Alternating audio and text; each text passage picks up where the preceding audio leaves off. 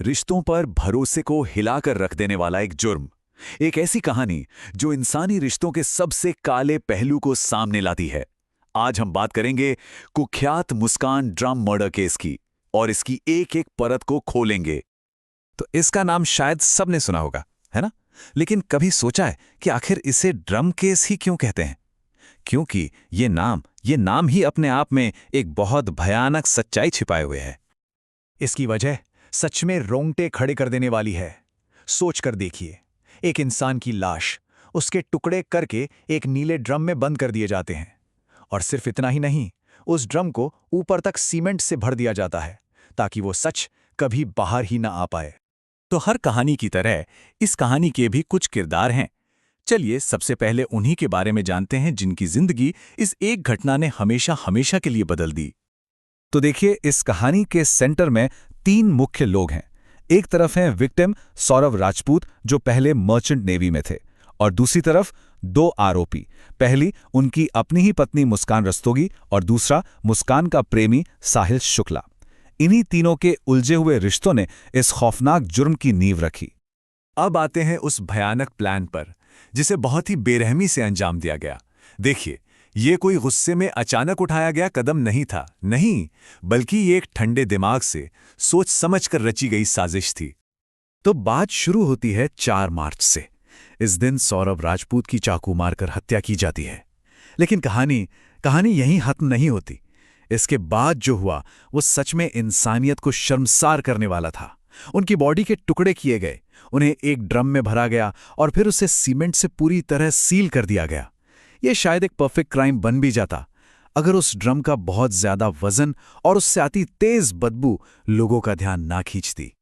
इस केस की गहराई का अंदाजा ना बस एक नंबर से लगाया जा सकता है। 1000 से ज्यादा पन्ने, जी हां, 1000 से ज्यादा पन्नों की चार्जशीट पुलिस ने मुस्कान और साहिल के खिलाफ फाइल की है, और इसका एक एक पन्ना इस जुर्म की कहानी कहता है। अच्छा, इन्वेस्टिगेशन से कुछ जरूरी बातें भी साफ हुई। पहली बात तो ये कि मई 2025 में चार्जशीट दाखिल हो चुकी है। दूसरी ये कि शुरू में जो ये काले जादू या तंत्र मंत्र वाली थ्योरी चल रही थी ना, पुलिस ने उसे पूरी तरह से खारिज कर दिया है। और तीसरी बात, मुस्कान अभी जुडिशियल कस्टडी में है और अपने ट्रायल का इंतजार कर रही है। देखिए, कोई भी जुर्म सिर्फ विक्टिम और अपराधी तक ही सीमित नहीं रहता।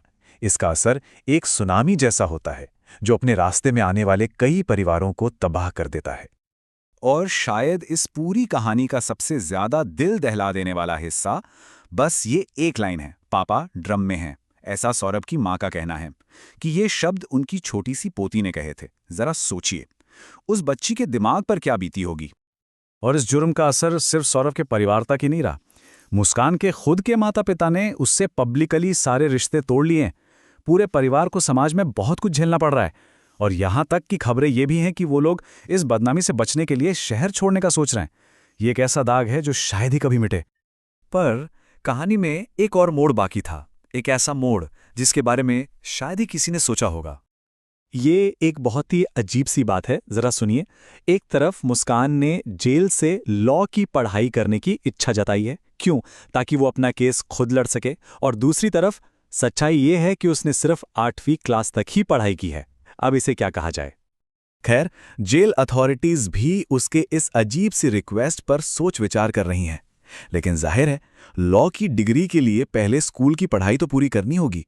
तो अब अधिकारी यही पता लगा रहे हैं कि जेल के अंदर से ये सब कैसे मुमकिन हो पाएगा।